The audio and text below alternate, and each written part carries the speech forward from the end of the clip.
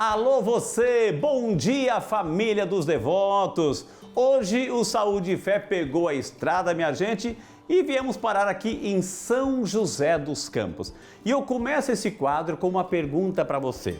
Você já sentiu alguma coceira, espirros, falta de ar, quando comeu algo diferente, quando abraçou aquele animalzinho de estimação, quando exalou um perfume ou tomou um medicamento? E parece que o seu sistema imunológico está dando alguma resposta. Pode ser que você esteja desenvolvendo um quadro de alergia. E é o tema de hoje, minha gente. E para falar com autoridade sobre esse assunto, nós estamos recebendo a doutora Renata Garbosi Frigi, ela que é médica alergista e imunologista, que vai nos dar uma aula sobre o que é alergia. Doutora Renata, bom dia! Bom dia, prazer, muito obrigada pelo convite. Tudo bem com a senhora, doutora? Tudo né? bem. Doutora, eu comecei bem falando de alergia, falando de espirro, ou seja, o que é uma alergia, doutora?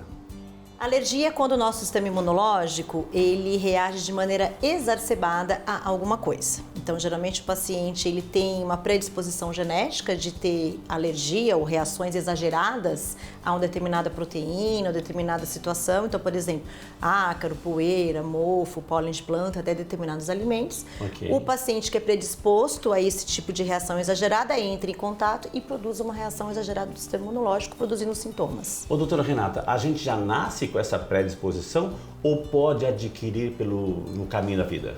A gente nasce com a predisposição genética. A alergia é uma resposta exagerada, mas você tem uma predisposição genética para isso.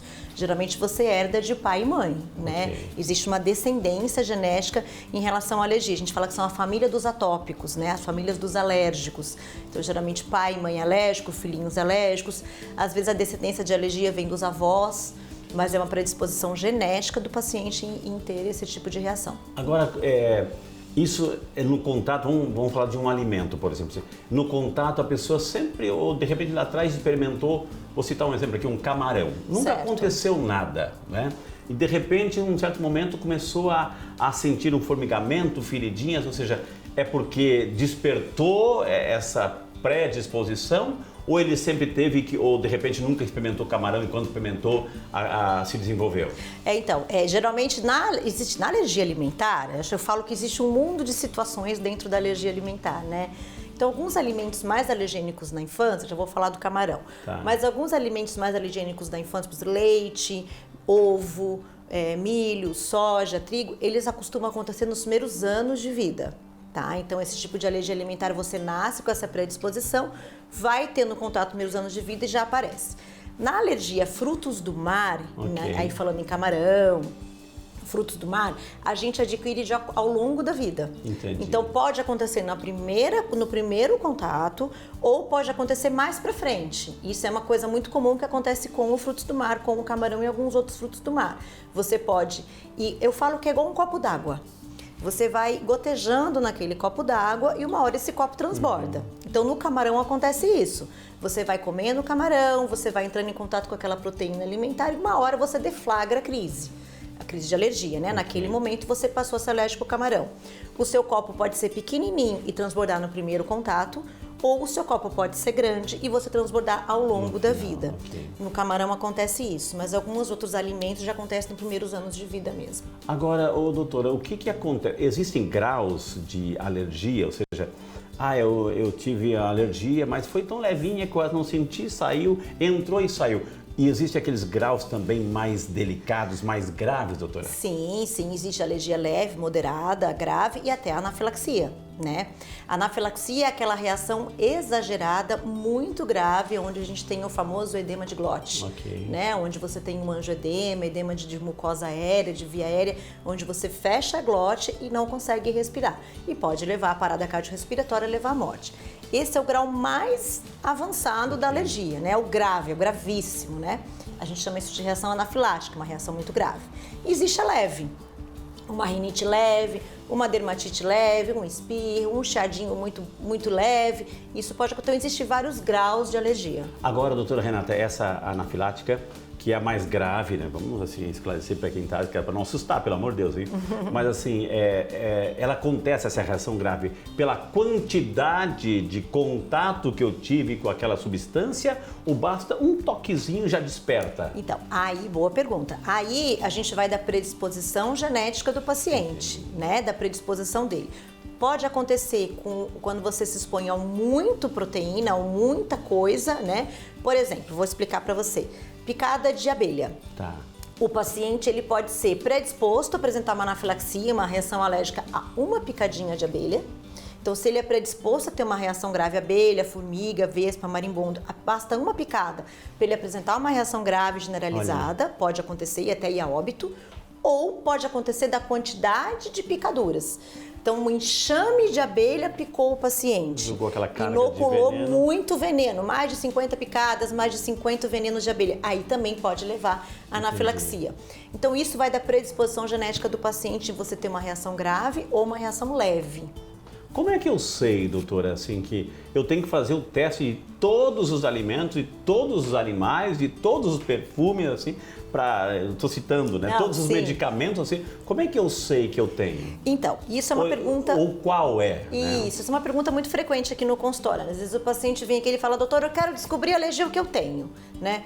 Eu falo assim, olha, não existe bola de cristal, entendeu? Não existe exame que eu detecte, ele é ou não é alérgico, né? A melhor forma da gente saber se você é alérgico a alguma coisa é se expondo. Então eu pergunto, você já se expôs a alguma coisa? Tem uma alergia à anestesia? Não sei, você já recebeu alguma anestesia geral? Já. Teve reação? Não. Então provavelmente você não é alérgico. Ok. Você já comeu determinado alimento? Você faz uma anamnese aí, um questionário. Começa pela anamnese, Ok. entendeu? Colher exames não é fidedigno de alergia. Existem exames que podem vir positivos, que a gente chama de sensibilidade ou alergia, exames que podem vir negativos. Então, assim, não existe uma fórmula mágica. Não tem como eu saber se eu sou alérgico, por exemplo, a nozes, se eu nunca comi nozes. Ok. Eu posso escolher um exame do paciente, ele tem uma positividade para nozes, mas ele nunca comeu. A senhora falou assim, colher exame. Eu vou até, porque nós somos bombardeados pela internet e a gente vê muitos exemplos assim, coloca no braço de uma pessoa vários pinguinhos de, né, etc, de situações ou Isso, produtos. que a gente chama de teste alérgico, né? Então, o prick isso test. ainda existe, doutora? Existe, a gente faz. O teste alérgico positivo, ele é um guia pra gente. Ele pode demonstrar uma sensibilidade do paciente, uma determinada proteína, mas, por exemplo, então eu coloco lá, inoculo em você um kiwi, existe o prick to prick, que você pega um pedacinho do kiwi e põe na pele do paciente. Se ficar vermelho, é uma sensibilidade. Mas você é alérgico? Não sei, você precisa ingerir o kiwi para eu saber. Tem que ingerir. O teste alérgico, ele é um guia pra gente. Pode ser só uma sensibilidade ou pode ser uma alergia. Então, se eu tenho um paciente que ele fala, eu acho que eu tenho alergia a kiwi, eu comi o kiwi, eu acho que eu tive uma reação alérgica, eu não sei se foi o kiwi ou se foi a melancia, porque eu comi as duas frutas no mesmo momento. Eu vou pegar o kiwi e a melancia. Se ficar vermelho, então foi o kiwi. Okay. Então, o teste alérgico, ele é um guia pra gente, mas ele não é fidedigno de alergia. Agora, um hemograma, um exame de sangue, aponta, doutora? Isso, é a mesma situação do teste alérgico. Tá. O exame de sangue, a gente fala que são IgE específicas, existem exames específicos para determinadas proteínas, né? Então, existe para ácaro, poeira, né? Ácaro, pólen de planta, insetos hematófagos, como eu te falei, da formiga, abelha, vespa, marimbondo, para alimentos, para animais domésticos, cão e gato. Então, existem exames específicos para esse tipo de situação. Vindo positivo, a gente tem que correlacionar com a história clínica do paciente. Então, eu tenho um monte de paciente aqui que tem positividade para gato, mas tem gato e nada acontece. Olha, é só uma sensibilidade, preste atenção. Aí pode encher o copinho. Estou tendo contato com o gato, já tenho sensibilidade a gato e comecei a apresentar reação alérgica, então o gato está te fazendo mal. Entendi. Não tenho nada, é só uma sensibilidade, não é uma alergia. Agora, doutora, eu fico imaginando assim, por exemplo, a gente está agora, nesse momento, período de férias, assim, muitas crianças vão passear, vão na casa do coleguinha, enfim. Isso. E imagino que a senhora está acostumada a receber esse tipo de situação. Agora, por exemplo, aí a mãe deixa o filhinho dormir na casa do coleguinha, etc. Mas ele tem alergia. a mãe tem a obrigação de avisar a amiga dela, dizer, ó, meu filho não pode comer amendoim, por exemplo. Com certeza, são reações muito graves. Geralmente pacientes que têm alergia alimentar na infância, né? Porque na fase adulta as pessoas mesmo já avisa, já não come, mas na infância, onde a criança não tem muita noção do que come, do que pode conter, do que contém, a mãe tem a obrigação de avisar os familiares, a escola, as mães dos coleguinhas. Você deixou seu filho na casa de alguém e o seu filho tem uma reação grave, você tem que avisar.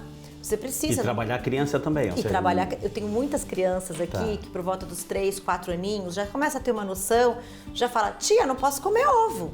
Tia, não posso comer amendoim. Eles já têm uma noção, né?